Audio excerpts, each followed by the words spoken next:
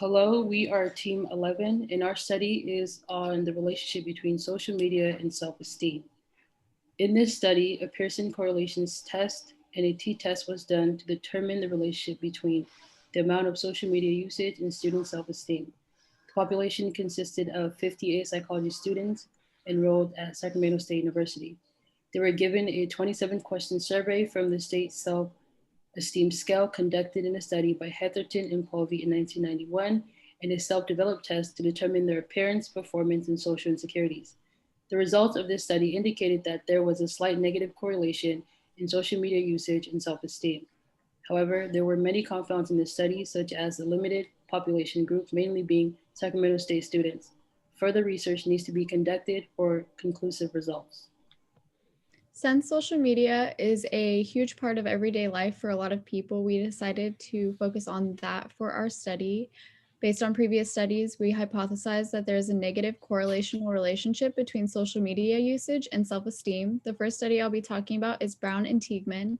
The study was done on images on Instagram of celebrities, peers, and travels and their effect on mood and body satisfaction. After viewing photos of celebrities and peers, participants reported higher negative mood and body dissatisfaction. In a second study done by Vogel and others on social comparison, they found that high social comparison in participants was correlated with more social media usage, and that those who participated in high social comparison reported traits of lower self-esteem than those with low social comparison scores.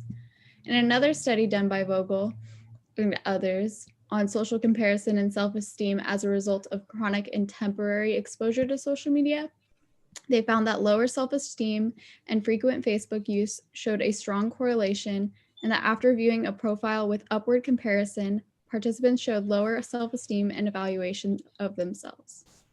More recently, a study conducted by Andreessen and others found that high scores on the social media addiction scale were negatively correlated with scores on the Rosenberg self-esteem scale. In addition, a study conducted by Woods and Scott found that there's a strong correlation between the frequency of a teen's social media usage and higher depression and anxiety levels, in addition to self-esteem. The participants' age ranged from 20 to 40. Out of the 58 participants, the majority were female. The survey was conducted via Qualtrics, a self-developed test, and the state self-esteem scale by Heatherton and Povey was used. A consent form which outlined the researchers conducting the study, the purpose of the study, and how the study will be conducted was placed at the beginning of the survey. We measured 3 variables of self-esteem: appearance self-esteem, which was scored out of 30, social self-esteem, and performance self-esteem, which were both scored out of 35. Questions were asked on a 5-point scale from not at all to extremely. Receiving a high score on the survey meant high self-esteem. Receiving a low score on the survey meant low self-esteem. The participants were later debriefed at the end of the survey and given contact information for further questions. The data was exported to SPSS, where a multiple correlations test was done. We found that our participants scored relatively high on their performance self-esteem and their social self-esteem, and lower on their appearance self-esteem. Then we conducted a Pearson correlation test and found that there is a slight correlation between hours spent on social media and social self-esteem and performance self-esteem, while there is no correlation between appearance self-esteem and hours spent on social media. The results of the study conducted by Vogel et al. Were consistent with our results, which show a slight correlation to self-esteem and social media usage.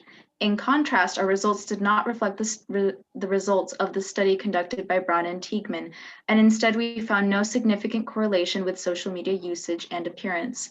Overall, in our study, we found a significant correlation with social media and performance self-esteem, as well as social self-esteem. However, other factors such as self-comparison, self-oriented usage of social media, or the amount of social media exposure may have influenced the resulting outcome. In addition, our results may have been skewed due to the limited age group included in the study, more female participants being present in our study, or by the current COVID-19 pandemic. Furthermore, the COVID-19 pandemic could be an influencing factor of the increasing usage of social media.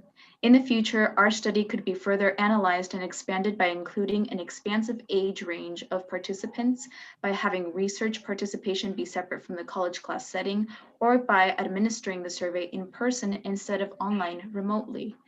Thank you for watching our presentation. All right.